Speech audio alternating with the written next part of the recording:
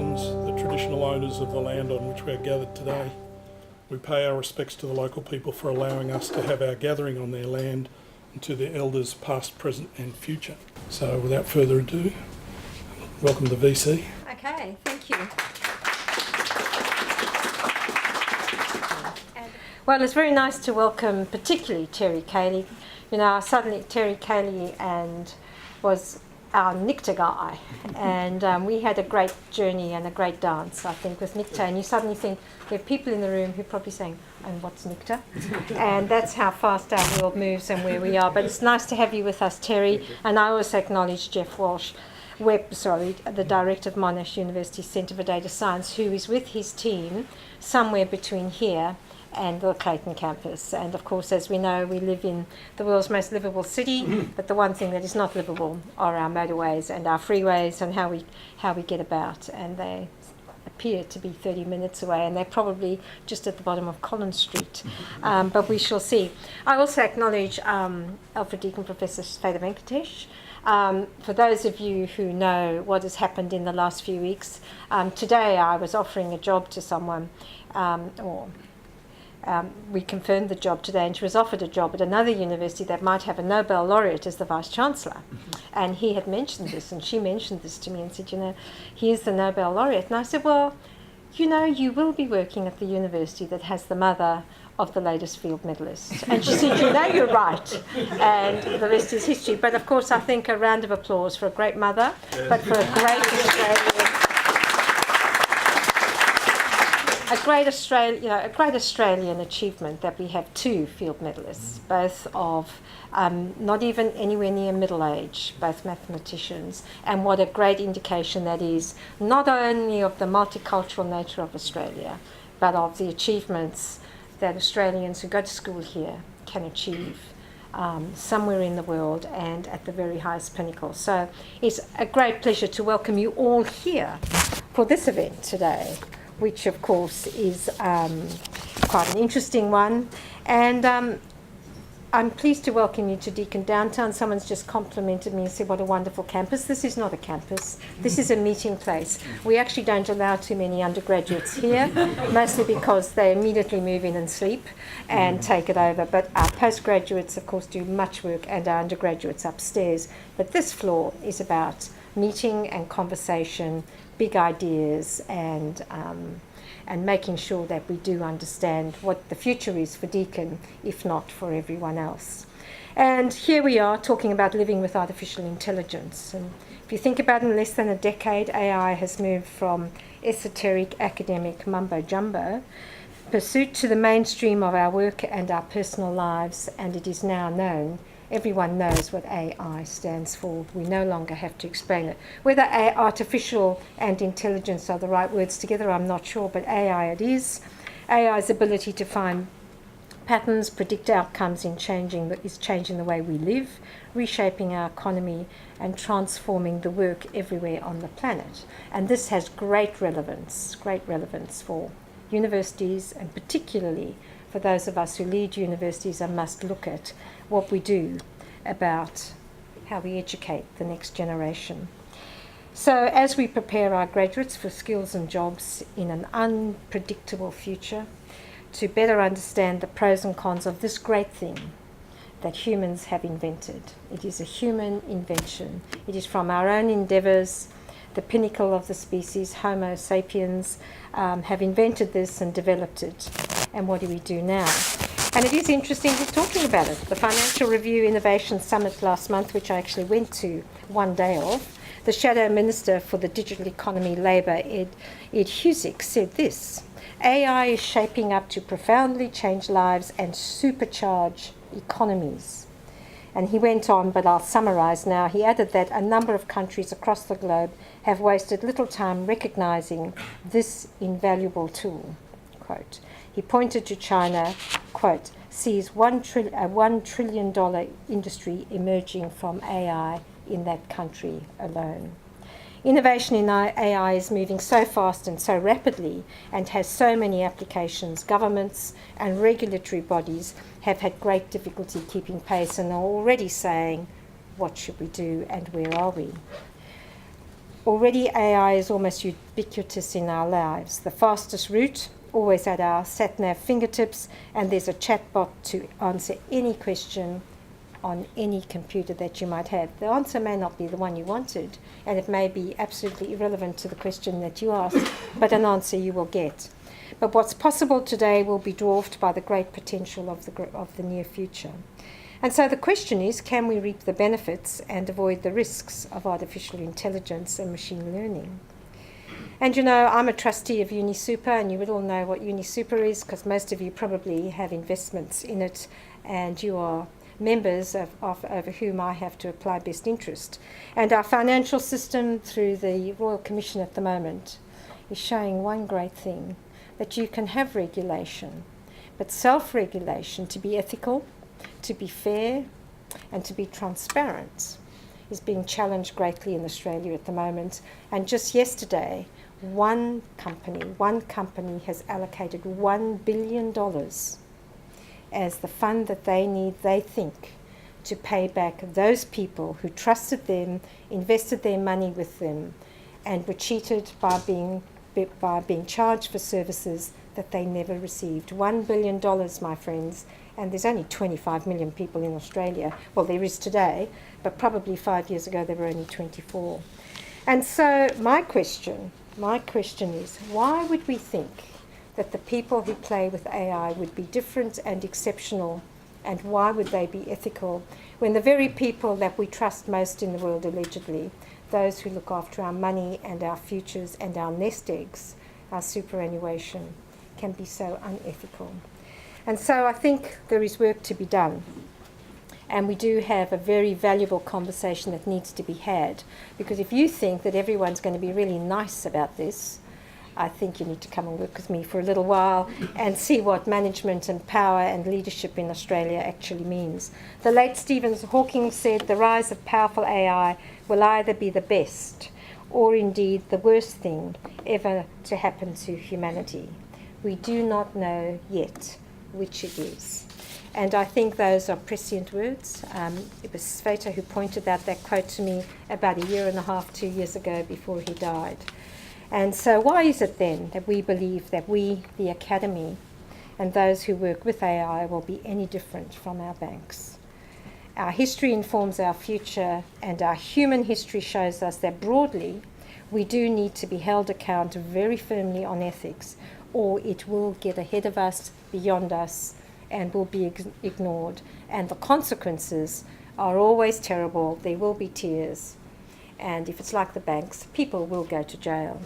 There is a need for honest dialogue about how we build and adopt our future technologies responsibly.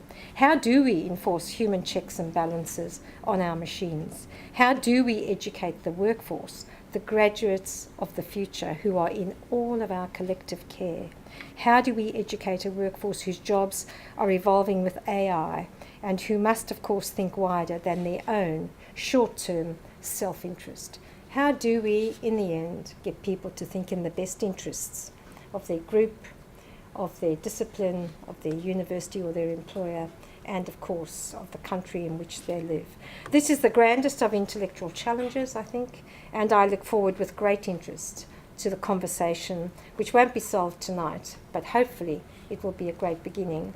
And so I think I'm handing over to my great friend and colleague, Alfred Deakin Professor Sveta Venkatesh. Sveta. Thank you, Vice Chancellor. Thank you, Simon. And welcome to you all today. And I think first I'll just start on behalf of my colleague, Professor Jeff Webb, who can't be here today. So this is, we're doing this from Monash and Deakin together. So it's a joint activity we are organizing, and it's an activity really we want for the whole of Melbourne, where we hope that everyone will participate with us in this conversation. And we just kind of dreamt this up over a cup of coffee, saying that what should we do together, and can we do something and it's been bothering all of us. The Vice Chancellor asks, how can we be ethical, fair, transparent? We have no clue, right? Those of us who build end-to-end algorithms, we have no idea what it's doing. It's just giving us some AUC, right? So the question that is beginning to bother a lot of us, right? Like, should we continue on this path with greater and greater accuracy with machines that work? Or should we stop and say, hey, look, should we look for other methods that we can be transparent and get some accuracy which is slightly lower? These are the times to ask those questions. So we thought we'd start this, and we have no answers, and we hope that we will, through your participation, grow a community who is willing to engage in dialogue, and hopefully over time we will have some ideas or some measures we can take to the people who make policy, and because I think we are in that realm now, right? What should community do? What should we do? What are the actions we should take? What is okay for us to do as computer scientists? What kind of regulation do we want as computer scientists? We understand our algorithms better than anyone else, right? So many computer scientists in this room. So there's computer scientists, psychologists, we have different people in this room, and we invite everybody, sociologists, and we invite everyone here to participate with us in this dialogue. So welcome to these conversations about living with AI, and we hope that you attend these with us over time, and we hope to have different kinds of dialogue here. And if you have any ideas about it, please do tell us, and we'd love to hear from you. And unfortunately, Jeff was supposed to say this, but I'm saying it on behalf of Jeff, but hopefully Jeff can close the session out and give us some of his ideas. So now I come to welcome my very old friend and colleague, Terry Caelli, who thought I was going to give his CV, but I want to tell you something more. Actually, there are people in the room who can give better stories, Adrian and Gary out there, but then I'll try and substitute. So I've known Terry for more than 20 years, and I have to tell you first about who he is. He's a quintessential academic of the Humboldt tradition, right? So he only cares about knowledge. He doesn't know what KPIs mean, doesn't know what H-index mean, definitely doesn't know what IP means, right? So he goes after knowledge, and he's always gone after knowledge. And so he was trained as a mathematician, studied maths and psychology, but before he did that, he passed high school and was a jazz musician. Then he went off and decided he wanted to be a priest, and he went off to the Vatican. He studied for 4 years. Then at the end of the 4th year, they wanted him to believe in God. He had a problem with that. So he came back, and then he studies maths and psychology, and then he does a PhD in Lie groups, and then practices in cognitive psychology. So Terry was offered a chair in everywhere, I think, in every place you can imagine. And so he ran labs in the US, in Canada, in Europe, and he's a very large community of friends. So I can't think of anybody better who's sort of grown up with the field of AI, who's a real an academic in what I consider the purest sense of what academics is about, to help us talk today. But there's another reason that I think Terry is the perfect person to talk today, and that's his humanity. And I give you this personal story, which I've never told anybody. Now I'm telling a whole room of friends. But when my now very famous son decided to go to Stanford, I was quite a wreck. He was very young, and so Terry was the head of school, and he calls me in to give me my teaching allocation. And he says, Sweta, you need to teach this course AI.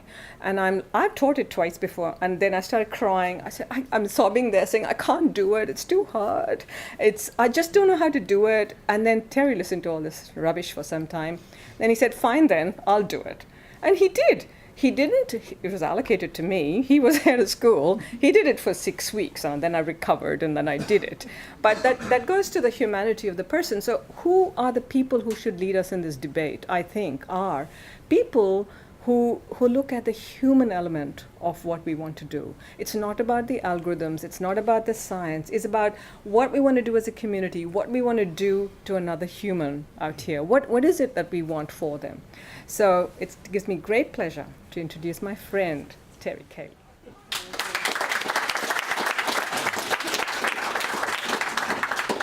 Oh, you've been very kind, Sweta. And it's lovely to be amongst friends.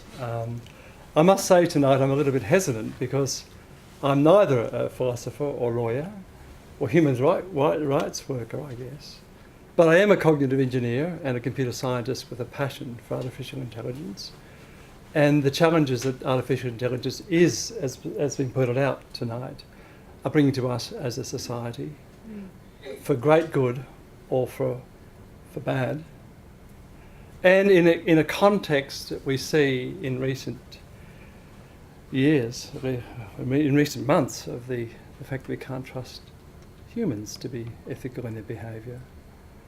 And so the question is then, if we can't trust humans, how could we create an environment where computers are the ethical agents? And what would that imply about our agency, our ownership? What would it imply about how we would endow computers with ethics and therefore moral behaviour? So that's the discourse of today, whether in fact it is something that's far too out there that we'd even consider. But I think my message today is that's the grand horizon, but in achieving that path to that horizon, I think there's some milestones that will change the paradigm of how we interact with ourselves and how we interact with machines and machines interact with each other. So that's the zeitgeist of my few slides, because I really am passionate about this being a discourse and conversation.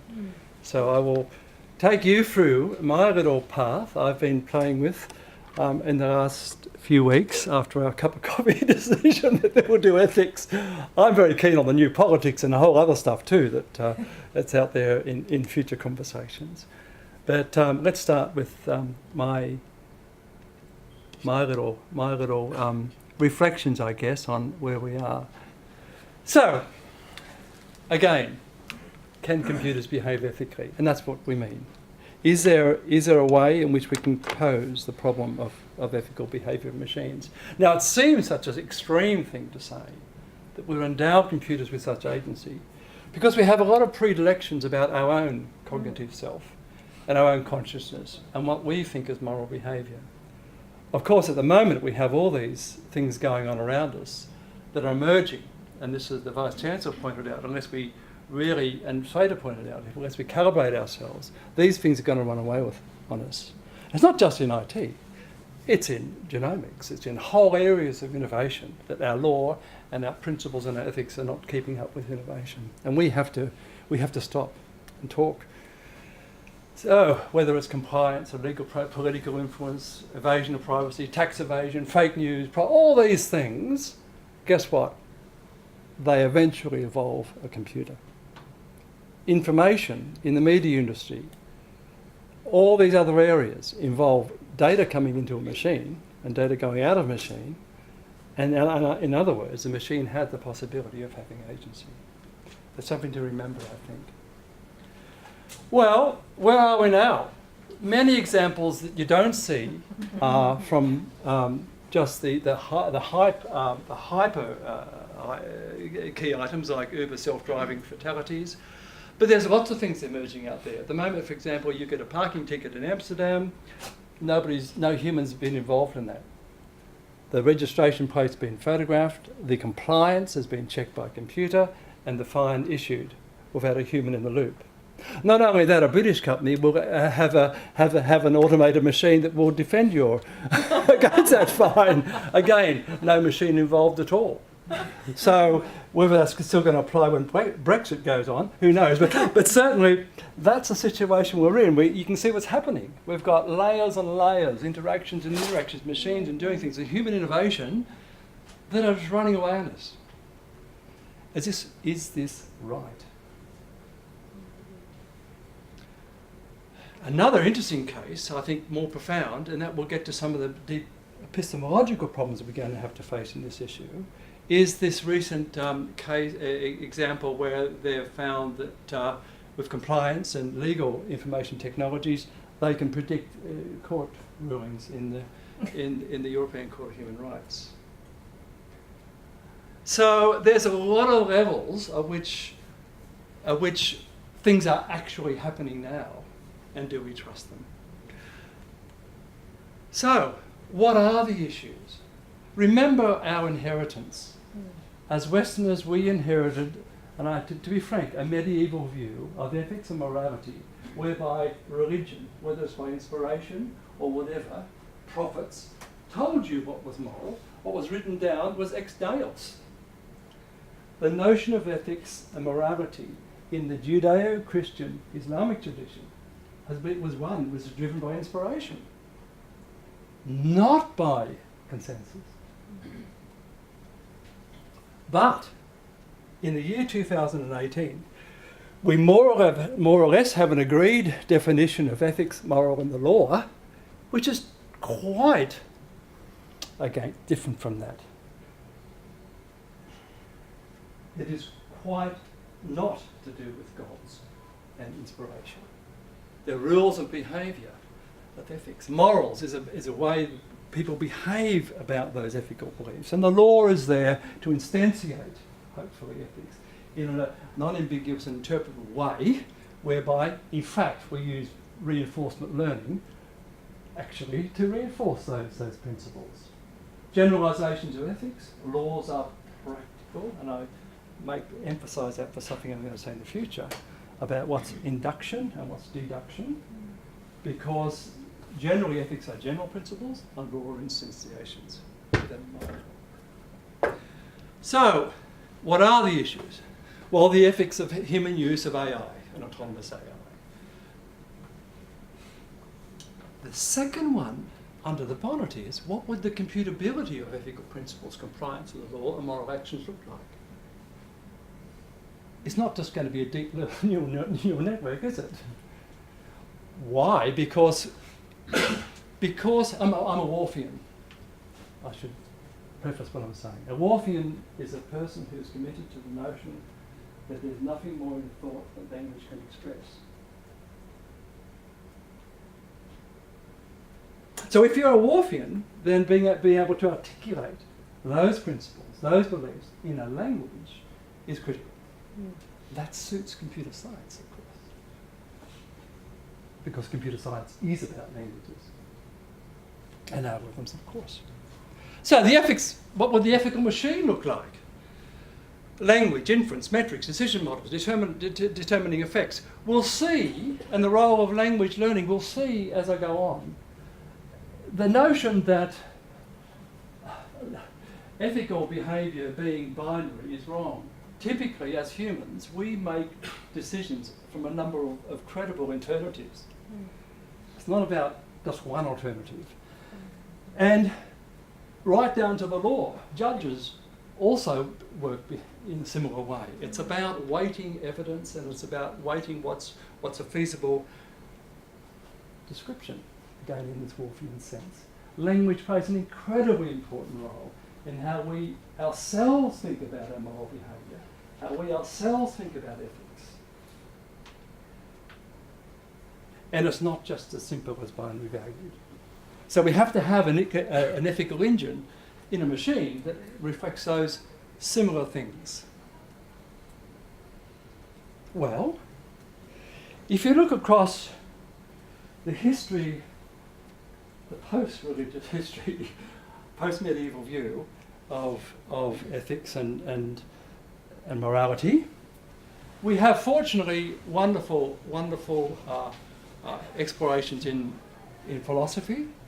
I don't think anybody would disagree that the Kantian view was the first modern view of ethics, and that is one which is what's called non-ontological, deontological, and that is a categorical imperative, which is, in layman's talk, do unto others as you do to yourself. That is, you work on a general principle that applies to everybody. That was an important revolution, remember? The parish priest or the bishop wouldn't have said that. They would have said, you behave ethically because God said in the Bible, blah, blah, blah, blah, blah. So the notion that you'd articulate an ethical behaviour based on human behaviour was quite radical. Of course, it went on between Kant and Asimov in the 20th century into rather notorious figures like Nietzsche. The death of God, nihilism, all fit into the same tradition. But we won't talk too much about Nietzsche for other reasons, of course, because he was misinterpreted by people. So But already by the 50s and 60s, we had people thinking about these things. And Asimov's three laws of robotics were one example of that. A robot may not injure a human, and I put that in quotes, because a robot is a computer, say, for example. A robot must obey human orders with respect to the above. It must protect its own existence. Interesting, isn't it? But with respect to other laws. And we'll get on to that in a minute. That's an important phrase because it's about agency and ownership. And do we want a machine? Do we want our ethical machines without, as Feder's husband calls them, a mythical policeman there to make sure that the computer is ethical in its ethics? This is a recursive problem. And usually we get over the recursive problems by collective definition. We don't solve, we don't infinitely regress. We have consensus. But by 2005, there was already awareness of what's going on. So the triple AI community already had a notion of a discussion about machine ethics, and their claim is concerned with the behaviour of machines towards human users and other machines already. But in truth, I think what's really happened is going on from Kant. It's really Bentham and Rawls in utilitarianism and computation, which has really set the stage for what's really happened in the computer science community, in the IT community, in relation to what's been emerging in computer ethics. So you may not know that there's a few initiatives around the world already on this topic. And Polanski, for example, from the Oxford Internet Institute, has done a lot of work on this issue of what would be required to instantiate the Kantian or the Bentham utilitarianism view. And one of the ideas is crowdsourcing human morality. So we get opinions. Computers now are very good at getting topics, not just keywords and phrases, but in fact extracting generalizations from discourse. And can we distill that in a way to make a collective definition of what we expect of machine behaviour? Also, for example, the Keenan Institute of Ethics in Duke University. They're trying to design algorithms for fairness. I'm not going into details on these things. I'm just letting you know that there are people out there. Interestingly enough, we have a very, very distinguished AI person in now Data 61 called Guido Governatore from Bologna. And Guido's work has been always in compliance, legal compliance. And so it's a whole area of AI. It's not logic programming, it's about compliance. It's about constraint satisfaction and compliance. So they've actually written a very, very good paper recently on that.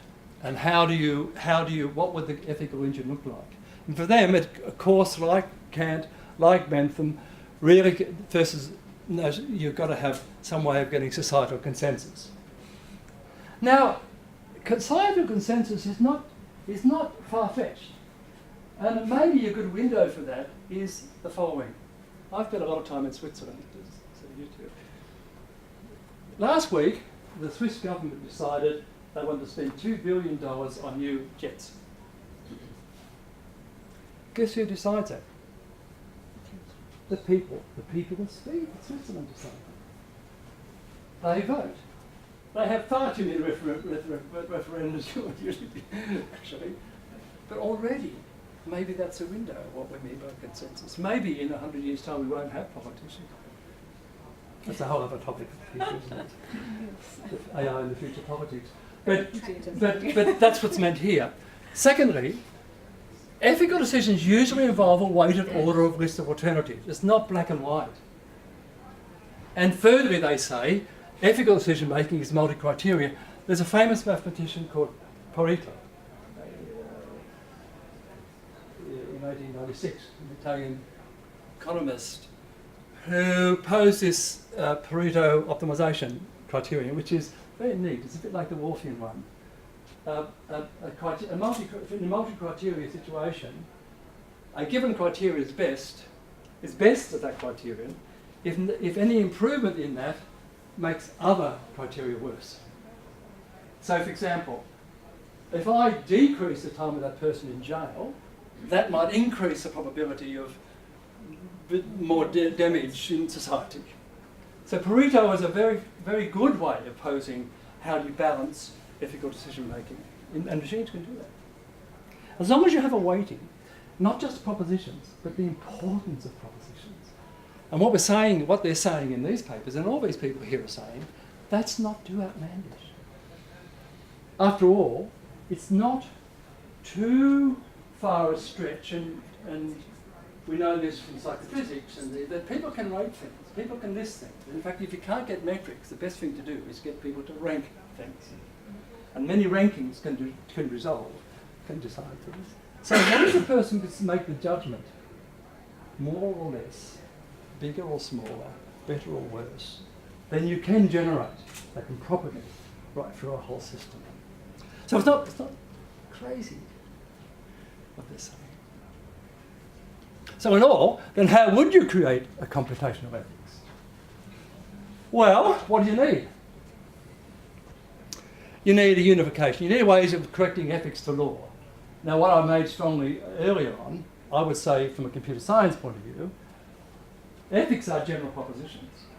Laws are instantiations. In other words, you add terms to propositions. You instantiate things. And that's the first thing. Secondly, remember computers are very good at deduction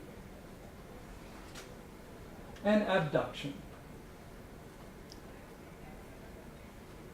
Going the other way, which is not like Plato's logic, if you say, Aristotelian logic. And machine learning is good at induction. That's generalization.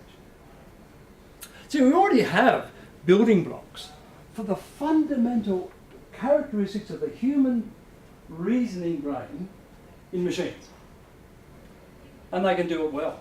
They can do it much faster than we can, as long as they have the right weights and insights to do that well. And of course, you've got to have learning. After all, we are animals that have learned.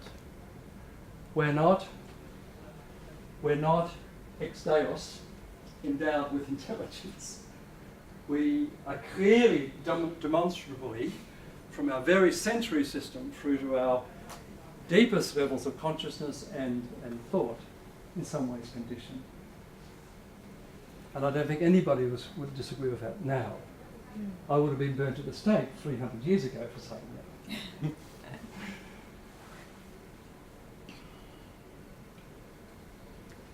This is probably one of the most important things that we have to do, either us as the mythical policeman or the machine itself. Learn what are the important moral actions to take. And how do we articulate those principles? And typically they are normative. In the Kantian sense, going right back to that fundamental principle, unto others you do to yourself, that implies some normalisation, some choices.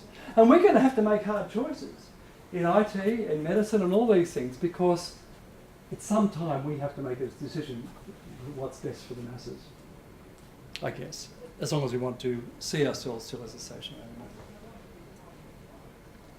One of the great things that's happened in AI, in symbolic AI, has, over classical logic, was the fact that they could introduce quantifiers for all that exists, whatever. Well, classical logic didn't have that. We could also add risk, value and uncertainty to all these things. So logic programming and the logic area, the reasoning area of artificial intelligence is very powerful, much more powerful than classical logic. And adding on to that, we have algorithms out there, constraint satisfaction. These are algorithms which allow you, in a 10,000 array of reasoning processes, and each of those little 10,000 one is a logical proposition and deductions and facts, and I can massage all those together, modus ponens and more, join things together with different weights and get a conclusion. That's actually called technically a Markov logic network, by the way, which is a variation on a Bayesian theory. Anyway, I won't go into details, but there is a formulation out there that does that. Combines the expressiveness of logic with the weighting of uncertainty and risk in other paradigms. And it's becoming quite popular. And it's already used in things like reasoning about court cases. So I think there's great hope. I can see that we could instantiate the principles I was talking about, which is beyond first order logic and rhetoric, in an ethical computer. So, is it ethical for computers to make ethical decisions? You might well ask. Well, that's something we should discuss. I think yes. Can computers behave morally? Well, that's a deduction. I mean, if morality is the behaviour of ethical things, is it ethical for computers to create or learn laws? I'm saying yes. I mean, we are victims of our own society. We learn to do certain things. We don't eat each other for no other reason than based on certain ethical principles. Maybe let's not go there. That's a bad example. Do AI machines have rights? You could well argue that I refused to do that transfer to the Cayman Islands because that goes against my principle of maximising the people of Australia's tax base. So you could certainly imagine a computer, because after all I said earlier, computers control so much of commerce, so much of these things now. Computers actually could take control of those things. They could be ethical. We certainly can't trust the consistency of humans to be ethical. They can be legal, but not ethical. So should we endow machines to be the mythical policeman himself on those things? And who's going to put those rules in? More importantly, what will be a code of ethics for humans creating and deploying AI computers beyond this? So these are I think, very relevant questions that we all think about. And so, who can make a difference? It was said earlier, right at the beginning, students go to university or TAFE, they become computer programmers, they become IT specialists, they become machine learning experts, they become AI experts. Rarely in their training are they exposed to any philosophy, any ethics, any notion of code of practice. Not even to be able to debate it. I haven't even got any knowledge, like it's tabula rasa. Have they heard of Kant? No. Have they heard of anything like a code of ethics of behaviour? No. Would you work on this program to clone a human as a programmer? Oh yeah, what's the salary? Yeah, it's a good deal. That's very nice, I'll do. We as a community are disgusting in the fact that how we behave. And I think we have to change. We are empowered. It's just the right time, you realise, because without those computer programs, you ain't got any computers. If you ain't got any computers, commerce fails. The medical system fails. And who's at the base of those computers? Computer programmers, IT specialists. And we don't have an adequately strong moral code. If we practice IT like the medical community claims it wants to, having an oath of practice, I think that would be a wonderful thing to do. Even if that came out of this, as I said earlier in my talk, start the talk, there's a few minor things we can get to the horizon. And that's one thing. Get our act together. We should take ownership. If we wrote that program for that automated car, if we wrote that program to do robot killing, could we be sued? We wrote the program. We knew that program would kill people. So there's a whole other lot of issues to do too. But I'm just encouraging us to really think about what we're doing and have a more empowered code of practice in what we do. So there's sort of two levels of conversation going in my reflections on this problem. Can computers behave ethically? I'm saying technically yes. I'm saying technically that we have to have, at the next level up, a crowdsourcing, a normative agreement amongst our community how that should happen. And thirdly, we have to be very, very ethical and moral in our behaviour as AI people from this day forward. So let's open for discussion. Your thoughts, your actions.